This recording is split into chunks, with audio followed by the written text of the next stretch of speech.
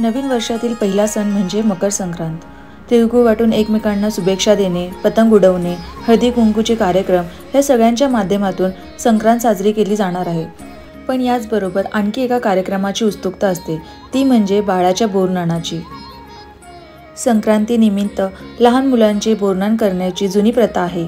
हे बोरनान 5 वर्षापर्यंत असलेल्या लहान मुलांचे केले जाते। पण ते का केले जाते असा कधी प्रश्न पडला आहे? तर आज आपण याची संपूर्ण माहिती पाहणार आहोत। बोरनान म्हणजे प्रेमाचा वर्षाव, आनंदाचा वर्षाव, सुबत्तेचा वर्षाव। नवजात मूल जन्माला आल्यानंतर येणाऱ्या पहिल्या संक्रांतीला लहान मुलाचे बोरनान घातले जाते। तसा हा एक उत्तम शिशुसंस्कार मानला जातो। लहान मुलांच्या उत्तम आरोग्यासाठी आणि भरभराटीसाठी बोरनान घालण्याची पद्धत आहे। शास्त्रीय पद्धतीनुसार समजायचं झाले तर या काळात वातावरणात अनेक बदल होत असतात। लहान मुलांना होणाऱ्या हंगामी व्याधींपासून त्यांचे रक्षण व्हावे, बदलत्या ऋतूची बाधा त्यांना होऊ नये म्हणून हा एक बोरनान करण्याचा सोहळा आहे। मकर संक्रांत ही ऋतू बदलण्याची चाहूल आहे। बदलत्या ऋतूचा परिणाम बाळावर होऊ नये आणि या ऋतूमधील फळे त्यांना चाखायला मिळावीत, हा महत्त्वाचा उद्देश या परंपरेचा असून बोरनानच्या मस्ती आणि आनंदामध्ये न चाखणारे फळ ही मुले आवडीने खातात। संक्रांतीच्या दुसऱ्या दिवशी म्हणजे करी दिनापासून ते रथसप्तमीपर्यंत हा सोहळा आपण संपन्न करू शकतो। तर यावर्षी बोरस्नान घालण्यासाठी 15 जानेवारीपासून ते 4 फेब्रुवारी 2025 पर्यंत आपण अगदी चिमुकल्यांपासून ते 5 वर्षांच्या मुलांना बोरस्नान घालू शकतो।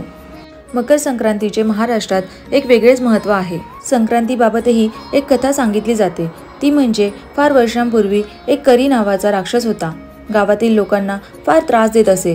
त्याला ठार मारण्यासाठी देवीने संक्रांतीचे रूप घेतले।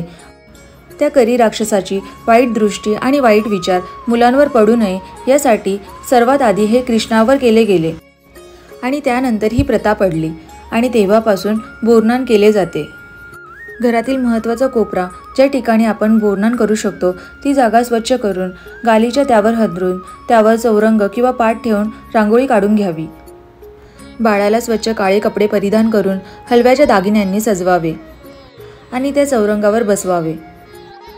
लहान मुलाला अथवा मुलीला पाटावर बसवून नातेवाईकांकडून त्याला ओवाळून घ्यावे। मग बदलत्या ऋतूची बाधा होऊ नये म्हणून मिळणारे फळे, उदाहरणार्थ उसाचे तुकडे, बोर, भुईमुगाच्या शेंगा, वाटाण्याच्या शेंगा, ओले हरभरे, तसेच मुरमुरे, लाया, चॉकलेट, बिस्किटं, तिळाच्या वड्या हे सगळे पदार्थ एकत्र करून मुलाच्या डोक्यावरून टाकले जातात। उपस्थित मुलांना ते लुटण्यास सांगतात। इतर वेळेस मुलं ही फळे खात नाहीत, म्हणून या निमित्ताने मुलांच्या पोटात हंगामी फळे जातात आणि पुढील वातावरणासाठी त्यांचे शरीर सुदृढ बनते।